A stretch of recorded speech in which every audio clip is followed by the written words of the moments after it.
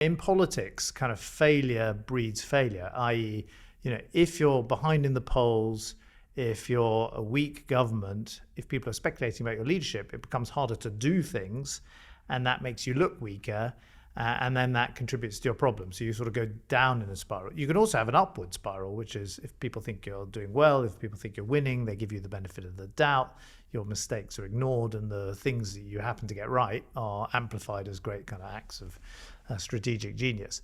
And so Sunak has been in one of these spirals, but they're not irreversible. And you and I have seen through our own political careers the kind of ebb and flow of when you're up and when you're down. And I thought your suggestion, it would be a good idea, wouldn't it, to go through some of the things that you can do to try and recover the situation.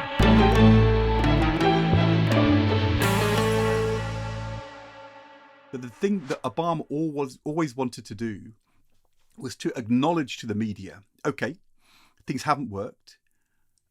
There's reasons why they haven't worked. We're now changing things around.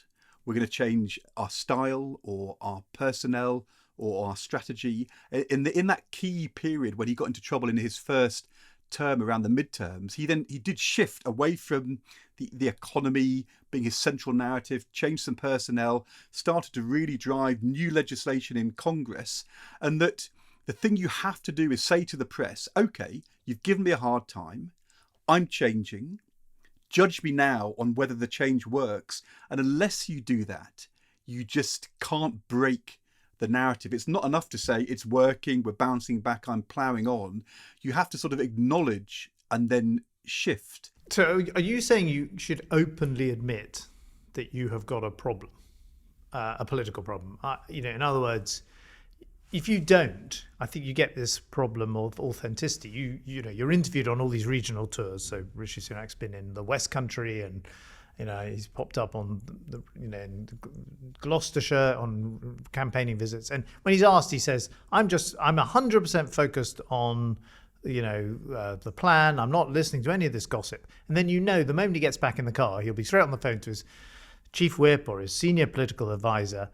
And he'll be like, what's the latest on Penny Mordaunt's manoeuvres? What are we going to do? So, and people aren't stupid. They know that's the case. I think that the Obama argument is that unless you do that in some way, the press will never give you a new chance for reassessment because they just see what you're doing as more of the same.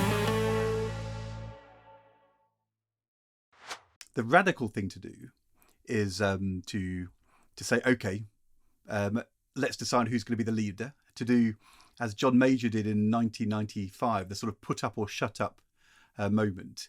But short of that, he could we should remind people of that moment, didn't it? This was, by the way, for those who, aren't as old as us who are listening. And, John Major, was facing a huge amount of speculation about his leadership in the run-up to the 97 election. Very similar situation, way behind the polls, looked like Labour were going to win. And rather than wait to be challenged for the Tory leadership, he himself resigned the Tory leadership, remained Prime Minister, but resigned as Tory leader and said, I'm entering a new contest to be the Tory leader, and let's see who can challenge me. And ultimately, John Redwood did. But this is the moment when he issued the famous challenge. The Conservative Party must make its choice. Every leader is leader only with the support of his party. That is true of me as well. That is why I'm no longer prepared to tolerate the present situation. In short, it is time to put up or shut up. The thing is that they'd only changed the leader once in the previous few years, for Margaret Thatcher in 1990. And he still had 2 years left of the Parliament.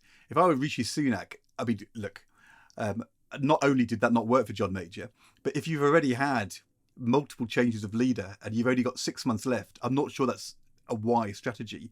But it doesn't have to be only the leader which changes personnel wise. You could say part of my change is reshaping my team. I mean, that is an option for him.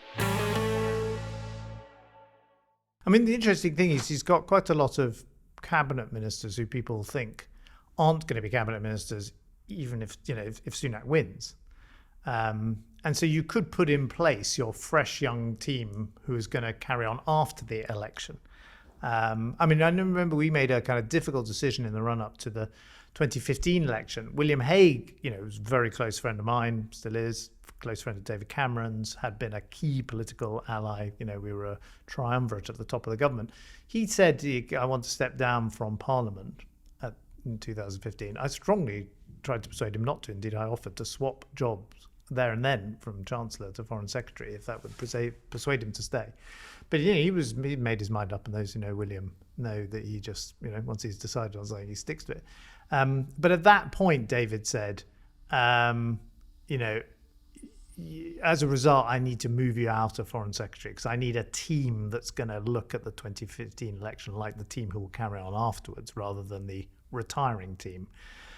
And it would be very kind of ballsy of Sunak, but he could shake up his cabinet and say, this is the team that's going to be governing the country in 2025, 26.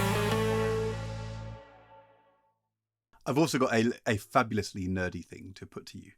This is an article in the Journal of Social and Political Psychology by Joachim Edenfalk and Stuart Woodcock, who write about the Australian experience.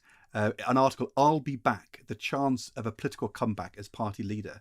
And they conclude from their study, the major leaders who succeed tend to acknowledge successes due to the collective group, while the party leaders who don't succeed tend to attribute successes to themselves and failures on external factors, including their own collective group. So to succeed, you have to double down on what we have achieved together. And not spend a lot of time telling everybody else who else's fault it is. I wonder which side of that fence Rishi Sunak's falling on. Well, yes, I mean, I'm sure he is very frustrated and blaming a load of people for what's going wrong, but ultimately he's the only person who can fix it because he's the Prime Minister and he's the one who has the most vested in winning the election. I think the final thing, which is much easier said than done, but when I've got myself into kind of big political down spirals. I mean, I had one in 2008 because of the yachts and Corfu and all that. I just learnt the hard way, but it was very useful for later on when I became Chancellor, for example, in 2012 when things weren't doing well, that you can't bounce out of these problems and these spirals immediately. You keep looking for the kind of the exit door that's going to give you an immediate quick win and immediately turn the situation around. That is not how it works. You've got to get the spiral working the other way. And the nature of a spiral is it's slow and it crawls upwards if it's an upward spiral. And so, I would say he's got to do fewer things better. He's got to, clear out his week. If I was in Downing Street, I'd look at this grid and say, we've made a whole load of assumptions about things we're going to do with him over the next few weeks. But the truth is, he's behind in the polls. There's a lot of speculation about the leadership. So let's stop doing these things that he is not going to be able to deliver anymore. If he does, he's just going to be asked about the leadership. The government's not strong enough at the moment to insist on. And let's focus on the few things we can get done well. And to my mind, I know I'm going to sound like a cracked record again, but you've got to focus on the economy. The inflation numbers this week were the best thing that happened for the government. Definitely. And clear out everything else. Keep the visits to a minimum. Make sure every appearance is well thought through. And come back, as we've said again and again on the show, to being authentic. Call out the problems. Don't pretend everything's going, hunky-dory when everyone knows it isn't. But own the conversation. There was this story in Huffington Post this week. Rishi Sunak scored a massive own goal with embarrassing ex-post about football. And it was a post on Twitter from Number 10, graphic of Rishi Sunak holding a football, caption top bins, Rishi won European Super League 0. I mean, they don't need to try and make Rishi Sunak the guy who's defeated the European Super League. Leave that to Lucy Fraser. The thing he should be doing is doubling down on the collective achievement of the last few years, which is turning the economy around. You're absolutely right. And this week we had a 10-minute speech on Monday. It wasn't enough. He's actually got to go out there and sell the economic message daily.